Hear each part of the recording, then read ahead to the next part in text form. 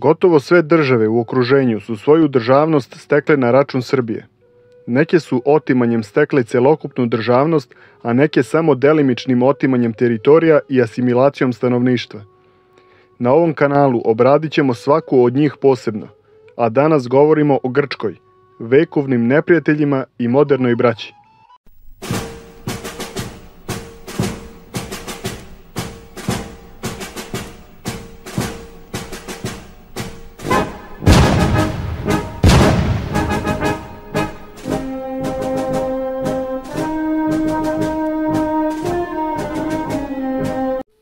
Na početku bih želeo da vas zamolim da se pretplatite na kanal kako bih imao motivaciju da nastavim sa radom. Hvala. Današnja tema bit će veoma kontroverzna i verovatno će biti dočekana na nož, jer Srbija i Grčka su danas dve prijateljske države. Grčka je jedna od retkih zemalja Europske unije i NATO-a koja nije priznala lažnu državu Kosovo. Pored politički dobrih odnosa naših dveju država, i sam narod, Srbi i Grci, imaju bratski odnos, uglavnom zbog pravoslavne vere oba naroda, ali i zbog toga što smo u prošlom veku imali iste neprijatelje i slične političke ciljeve. Srbima je omiljena destinacija za letovanje upravo Grčka, čiji turizam sa druge strane sigurno da ne bi mogao da opstane da nije upravo tih srpskih turista. Međutim, da li je naš odnos oduvek bio tako prijateljski, da ne kažem bratski? Pre nove ere Grci su imali svoje gradove države, kao što su Atina, Sparta, Teba, Korint i druge. Često su bile u međusobnom sukobu i bile su smeštene uglavnom na Peloponezu. Makedonija i Trakija tada nisu bile naseljene Grcima, što se vrlo lako može zaključiti iz dela antičkih pisaca. Grci danas svojataju Aleksandra Makedonskog, a u antičko vreme su njega i njegovog oca nazivali varvarima, jer niti su bili Grci, niti su govorili grčkim jezikom. Prostorom današnje Grčke su kasnije zavladali Rimljani. Onda posle podele Rimskog carstva to je bilo Istočno Rimsko carstvo, odnosno Vizantija kako danas nazivamo. Kasnije je tu bilo Srpsko carstvo i na kraju Osmansko. Grčka je svoju nezavisnost od Turske stekla tek 1830. godine, posle Grčkog rata za nezavisnost, kada je i priznata od strane velikih sila, i to je bila prva moderna grčka država.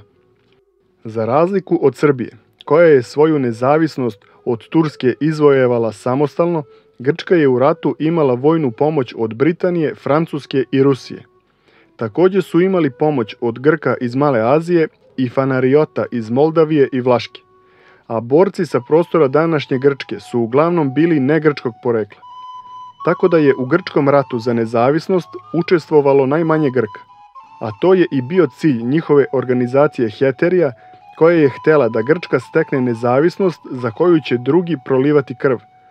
Pa su u tu organizaciju čak uspeli da vrbuju i našeg vožda Karađorđa.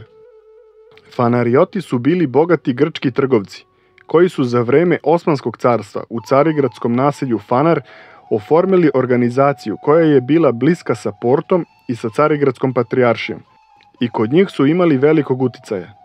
Tvrdili su da potiču od starih vizantijskih porodica, a želeli su da helenizuju svo pravoslavno stanovništvo na teritoriji Osmanskog carstva. Lično su Fanarioti bili odgovorni za gašenje Pećke patrijaršije, jer su kasnije srpske crkve došle pod njihovu ingerenciju. A srpsko pravoslavno stanovništvo tada nije imalo gotovo nikakva prava i krenulo se sa masovnom helenizacijom. Također su tada krenuli masovno da iz svog rečnika izbacuju srpske reči i da menjaju nazive toponima, a to se nastavilo sve do danas. Pa se čak i danas u nekim selima na severu Grčke mogu čuti srpske reči, poput mačka, koza, ovca itd. 1870. godine, uz pomoć Turske i Rusije, Bugarska je osnovala svoju egzarhističku crkvu, koja je bila u sukobu sa carigradskom patrijaršijom i samim tim bila je raskolnička. Tada su na Srbe u Trakiji i Makedoniji vršili pritisak da se izjašnjavaju kao Bugari, osnivaju se bugarske škole i crkve i tako se masovno bugarizuju Srbi. Tako da su tada Srbi bili između dve vatre, između helenizacije i bugarizacije.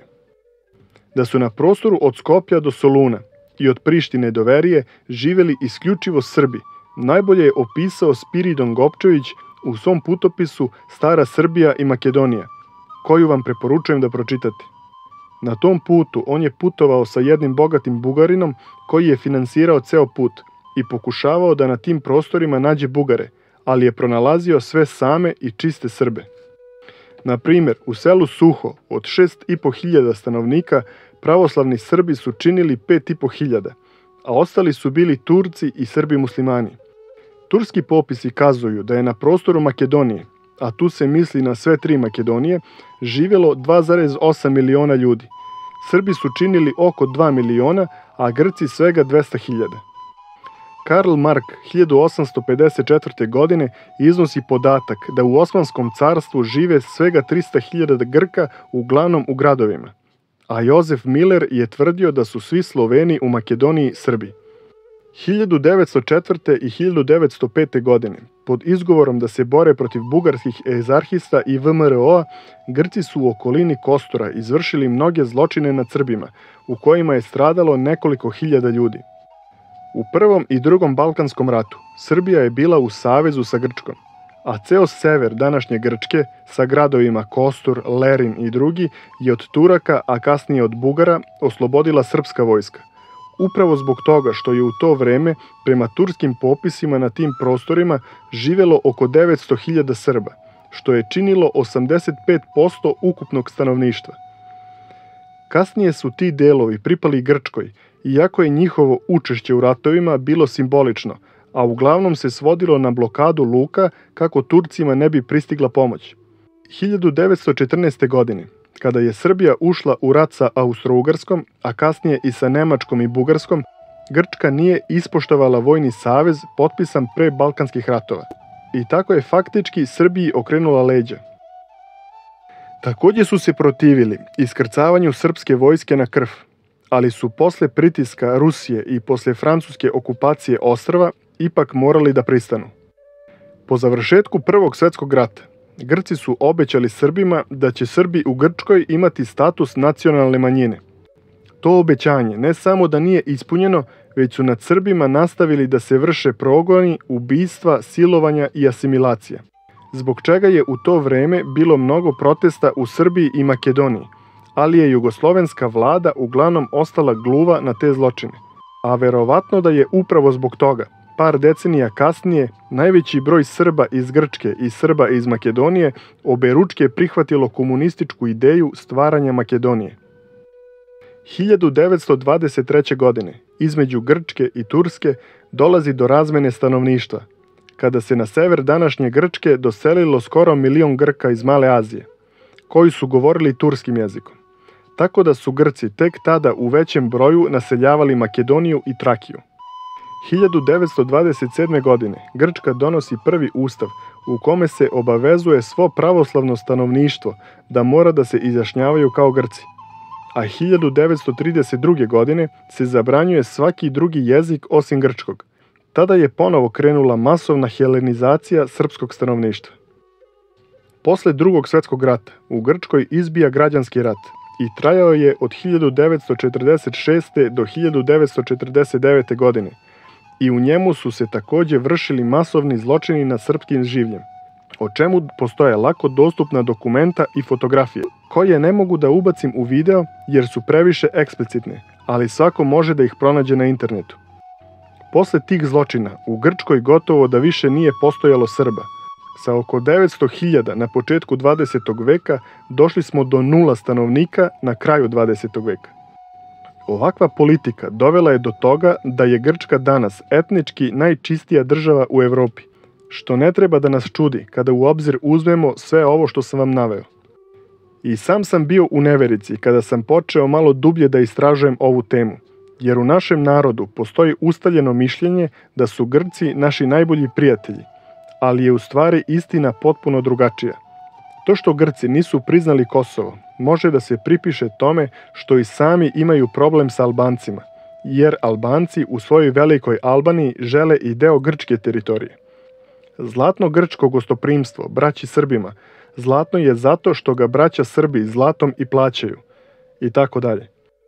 Ipak postoje i pozitivni primjeri u našim odnosima, a to je Marinos Ritsudis.